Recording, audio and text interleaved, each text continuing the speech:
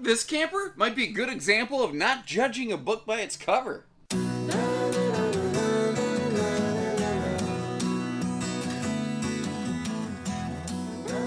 Hey everybody, Josh the RV Nerd down here again at the Indianapolis RV Show, or still in my case. Again, by the time that you're watching this, the show will have long concluded. We'll see you next year. Behind us is a newer floor plan from Springdale, and I gotta tell you what, Springdale is a nice clip better than what it was a couple years ago. They've made some pretty serious step-ups from even last year. First of all, the entire interior look of this thing, it is so much cleaner and lighter and brighter and more crisp than it used to be. It really has a much better look. And I think that that translates very well to this floor plan, because this is a layout that is not unique to Springdale. But the thing is, this layout is one that I've mostly seen only in the world of laminated RVs, and it's really nice that somebody brought the opportunity for this layout down into a more budget, affordable kind of price point here in the stick and tin world. But that's the thing. I think a lot of people are going to look at the outside of this, see it's a stick and tin camper, and kind of judge it and move on. There's some really good stuff that they're doing here. They finally got rid of all the carpet and the slides, which I think is really cool. And Springdale used to have a barreled ceiling. They've actually gone to a flat interior ceiling, but they raised the entire roof basically to the top of the old barrel. What that means is the sidewalls are now bigger, which means more overhead space, more cabinetry, taller shower. It's just nicer all the way around. It's one of my preferences when I look for campers, because it means like I can stand in the shower. The belly's heated. We've got a 220 watt solar package up top with some basic inverter prep. Cool little outside mini fridge as well, in an area that even the fancy pants laminated brands tend to ignore and leave neglected. There's some really good smart content here that I actually really like. Like the kitchen counter, the way they did the kitchen counter is kind of my nerd preferred way of doing things. But the RV, I don't think anyone will say is perfect. It's got a couple little hitches in its giddy up, but that doesn't mean that it might not be the right one for you. So we're going to share the good with the bad as we go today. Find out if this is maybe your second camper the first time, and go from there. And if you like the candor and the transparency and the clarity, hit that subscribe button. Let's get going.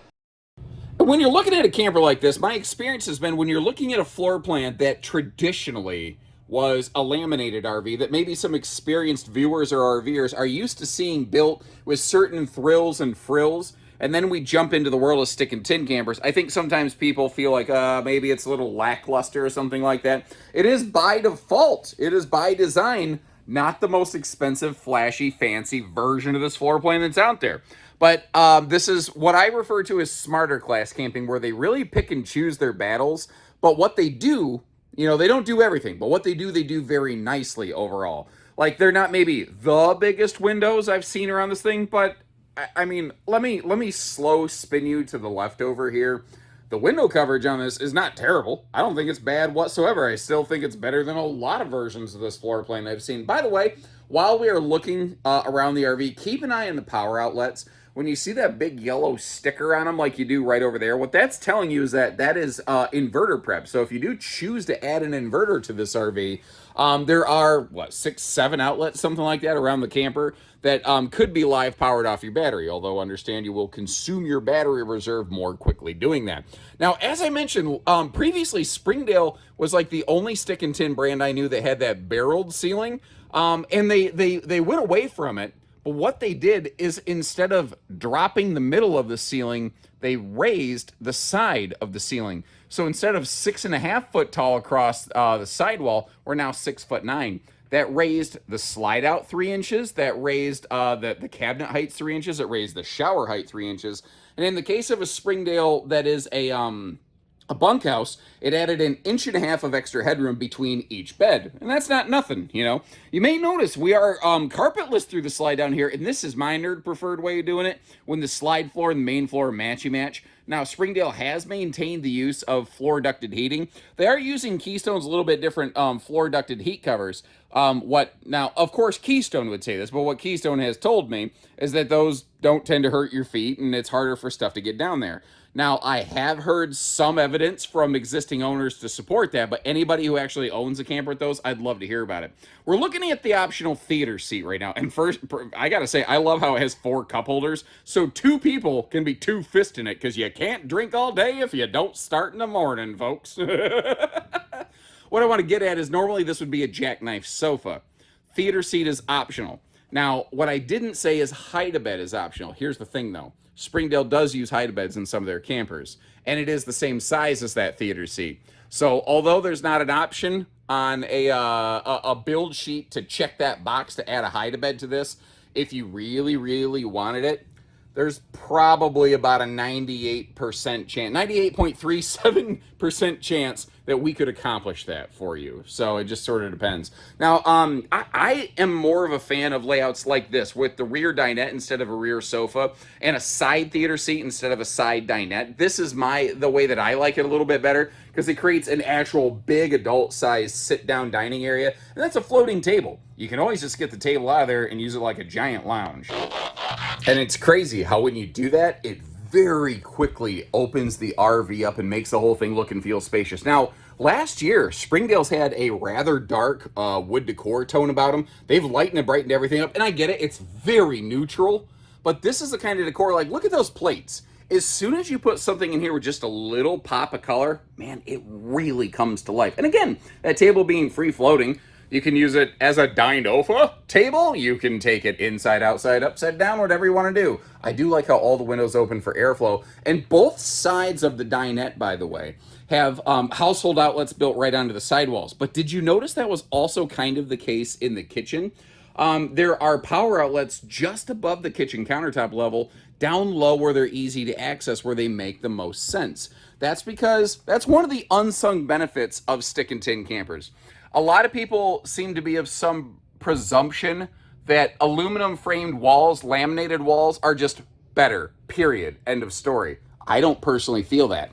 I don't think one's better than the other. I think they're different. They have different advantages, different drawbacks. I actually have a video discussing the different types of generalized RV construction with those benefits and drawbacks. One of the benefits of those stick and tin walls is because they're not laminated, it means you can run copper in them. You can run wires in the walls so that you can, put the outlets and things where you want them. It's just much, much easier to do that. Now, this is a more basic series camper. And although the entertainment center is straight across from the theater seating, it does not include a factory TV. So let me ask you this, because I think that they've got themselves painted into a corner here where nothing they do is going to be considered correct by everybody. So I'm okay with the fact that they let me pick my own TV. That doesn't bother me. TVs are not expensive. They framed it all in, though, so I can see where a TV goes. But in doing so, they've limited the size of TV that I could put in there. Now, if you think about it, if that whole big boxy thing was not there, I could probably slap a 40-inch TV up on that wall. And if the boxy thing wasn't there, or at least if the bottom of the boxy thing wasn't there, then I could put a swing down TV bracket more easily. So let me ask you, what should they do here? Should they leave it as it is? Should they include the TV that fits the space? Should they get rid of the box and not include a TV? Should they include a big giant TV and no box? Or is there a fifth option I haven't considered? I don't know. Leave me some notes and let me know, and let's get that feedback to the factory. In this class, about 50% of builders use stapled cabinet fasteners. Springdale is using pocket screwed lumber core cabinetry, has for a long, long time. The funny thing is, this is something that, in theory, I get it that pocket screwed fasteners are better. In practice, I'm not sure it matters. And the reason I say that is, having done this for 15 years now, I've seen thousands and thousands of used RVs. I've never seen once in 15 years where I could say those stapled cabinet fasteners are the reason that camper's cabinetry fell apart. I've never seen that happen to the point that I feel I can say that one time. So I don't know. What do you guys think about that? I think I'd prefer my cabinets to be pocket screwed, but I also just, knowing what I know, it doesn't stop me. Let's zero in this kitchen, because this is actually a really good kitchen. First of all, we do have a full oven. There are a lot of builders, especially in a more price-sensitive stick and tin segment like this, they have just eliminated ovens completely. Springdale has maintained their oven. They did not go with a fireplace, but what they went with instead is completely maximized storage. And I like what they did here. They did not cut the countertop back. They left everything boxed off, squared off, and you know what? Maybe it's 5% less aesthetically pleasing. It is 50% more useful and functional That's how I feel about it. That's just, my nerdy 2 cents. It doesn't mean it's my way or the highway. Again, I'd be kind of curious, what, and if you want the fancier like fireplaces and stuff down here, take a look at a Cougar. They do that kind of stuff. Meanwhile, let's take a look at the storage because it has plenty of that in a storage galorage kind of fashion. I also like how you have quadruple drawers down to the floors on this thing and under the sink. Hallelujah. Thank you, Keystone. Gigantic space for a big old wastebasket. But the L-shaped portion of the kitchen countertop that you can't reach, you can't get under it, they use that outside in a really smart, creative way. Now, a lot of builders of this floor plan do not have an actual pantry. Notice how they still have a real pantry in the slide next to the refrigerator. It makes sense. They've really nailed that right there. And I think one of the only things that I don't really see overtly in this RV is that it doesn't really have a spot for things like pet dishes, but not every single RV is necessarily made to solve for every single problem. I could definitely find a place to put my dog's water and food bowl in here, but as much as I love my dog, I can't camp with him. We ended up raising a big ball of anxiety with separation anxiety disorder.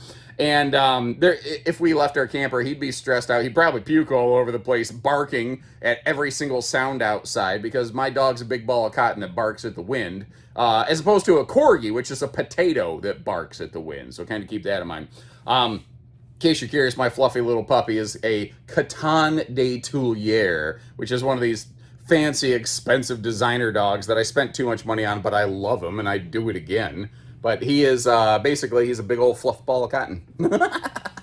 So that dinette back there, it does have storage all the way around it. The rear bench you will have to kind of half disassemble to kind of get to all that. So kind of keep that in mind. Now, apparently I'm Michael Jackson moonwalking back here into the bathroom. So we're just going to keep on keeping on with that. And I'd be kind of curious. Let's take a show of hands. Let's take a poll in the comments section. Do you prefer a walk-through bathroom in general, like this, or a walk-around bathroom? And if you're not sure, let me break down some advantages and some drawbacks of the two.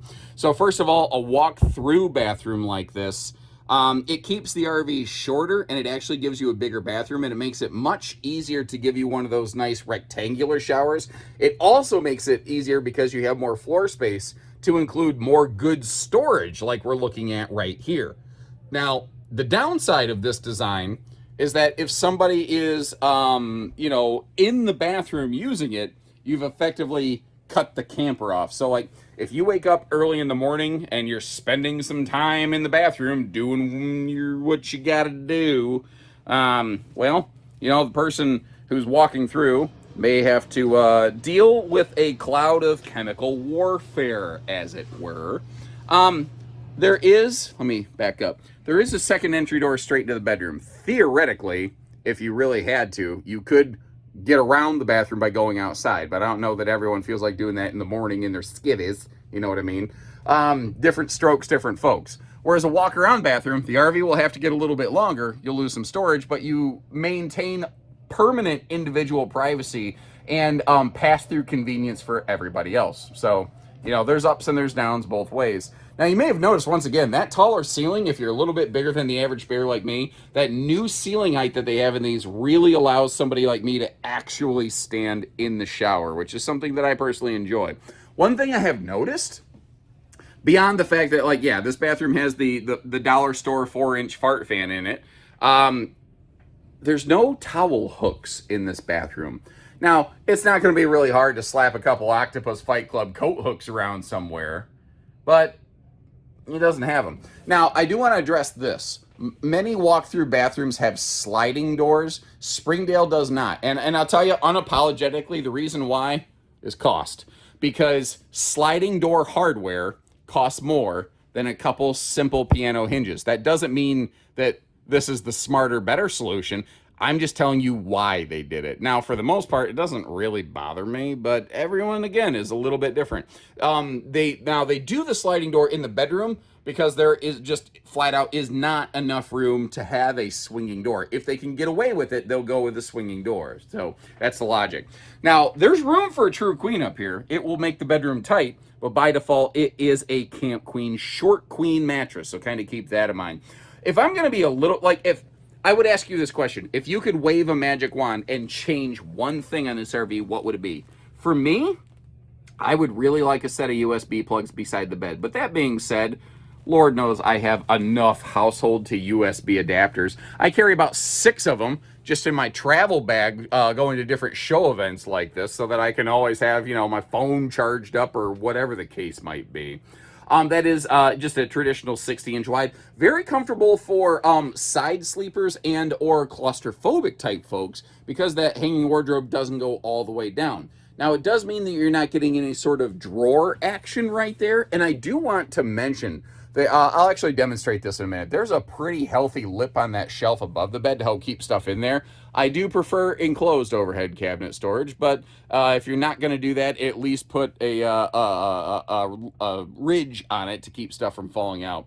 And just in case you were curious, that's your TV hookup location in there. And some people go, why didn't they put it across from the bed? Well, because there's not a fixed wall across from the bed. They kind of can't do that.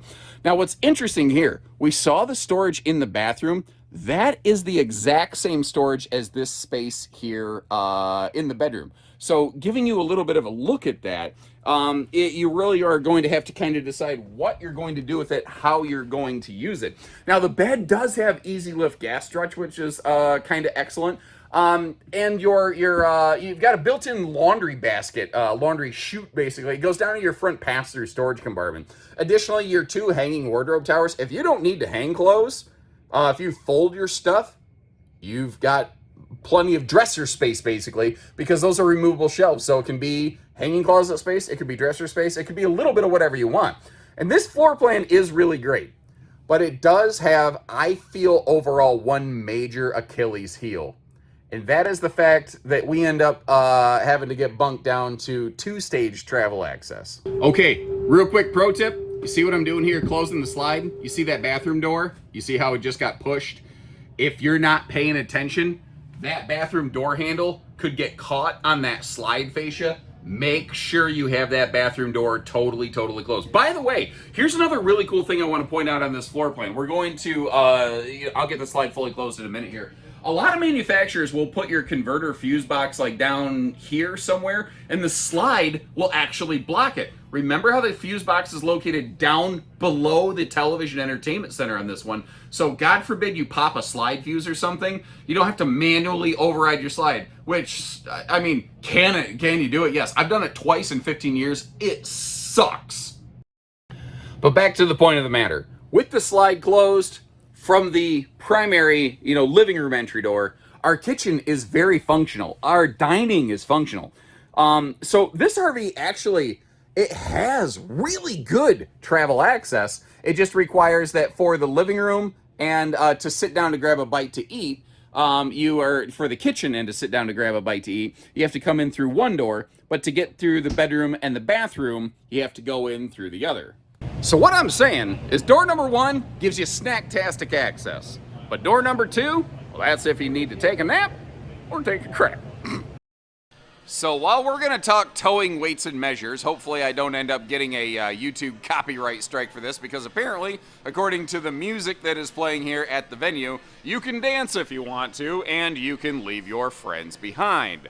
Moving on from that, taking a look at those weights and measures as you did right there, I think that this RV will qualify for the general, categorization of half-ton towable. Now, that is always a relative term. I can't look at a trailer like this and just say, if you have a half-ton, for sure, you can tow it and be comfortable and just fine. But late model tow package half-tons will generally handle it pretty well. If you're going to go up and down like mountains, though, you may want something a little bulkier. Now, that big black boxy brick hooked onto the tongue of the trailer that we were kind of paused on for a second there, that's called the Giggy Box. Basically, it's a battery disconnect on steroids, but one of the cool things with the way Keystone does this, they were one of the first manufacturers to crack the code on it.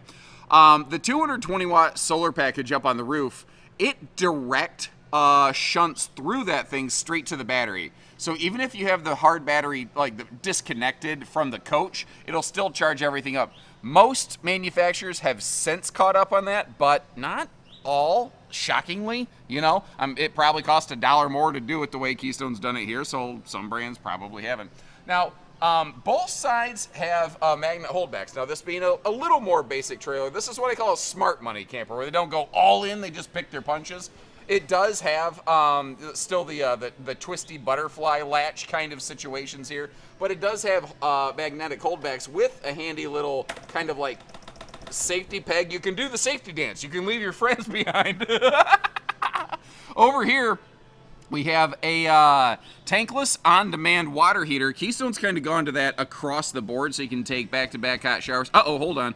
These are a couple of my buddies here. This is Austin and Justin. You may have met them from a couple of our stores or events before. It's currently negative kill you to death degrees out there, and that green door keeps getting frozen shut, and I thought, you know, their wives, their girlfriends, whoever, would probably like it if they came home. Maybe not. If you were hoping that they didn't make it, I do apologize, but I couldn't have that on my conscience. Anyway, have a good day, boys. Thank you. Go get warmed up.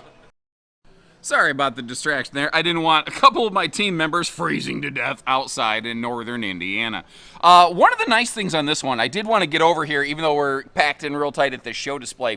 It is a single-headed sewer monster, and speaking of cold weather camping, the underbelly of this, it is enclosed.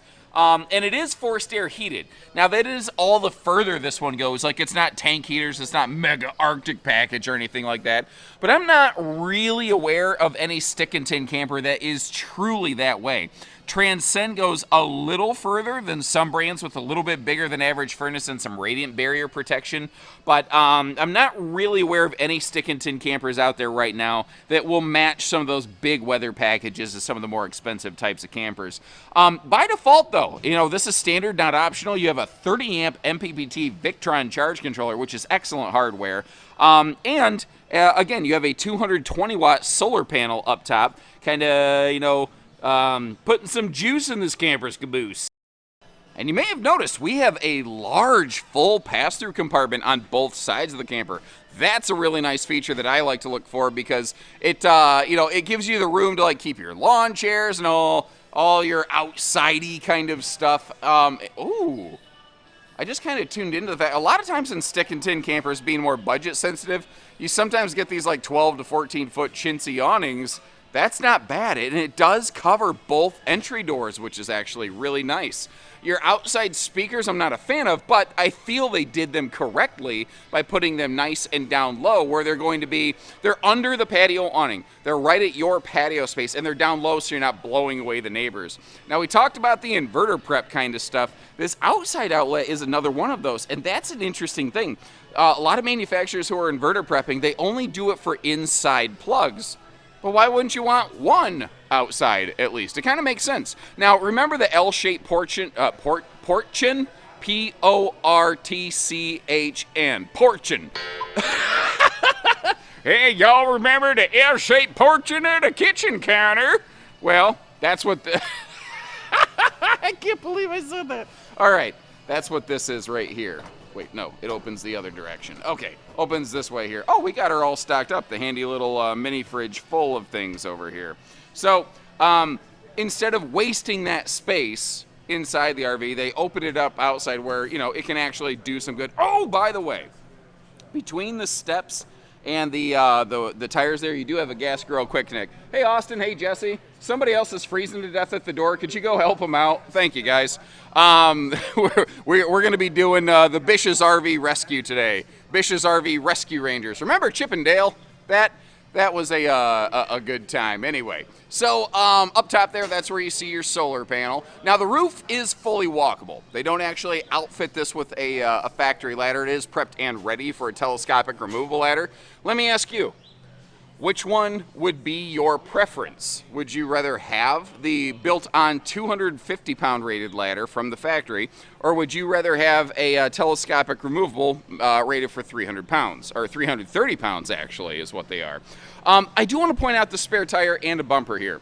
Those are two features that a lot of people they kind of take for granted on a lot of RVs, especially in this class, but not everything has it. It's a couple extra pounds, it's a couple extra dollars, but I think a lot of people feel that's a thing that you really want because they can be useful, obviously for a lot of reasons, like the spare tire to get you out of a bad jam, I do also want to point out that the windows, every window you're seeing opens for airflow, and they are all tinted to help give you some privacy and keep the sunshine out. So thanks again for tuning in, everybody. Again, I'll leave you a link in the video description if you want to check our website for pricing and availability. And also down there, you will find links to other builders who have a very similar floor plan. Like if you like this, but you want like the big screen TV, you want the heavy weather package, you want power jacks or whatever, like check out the Cougar version of it.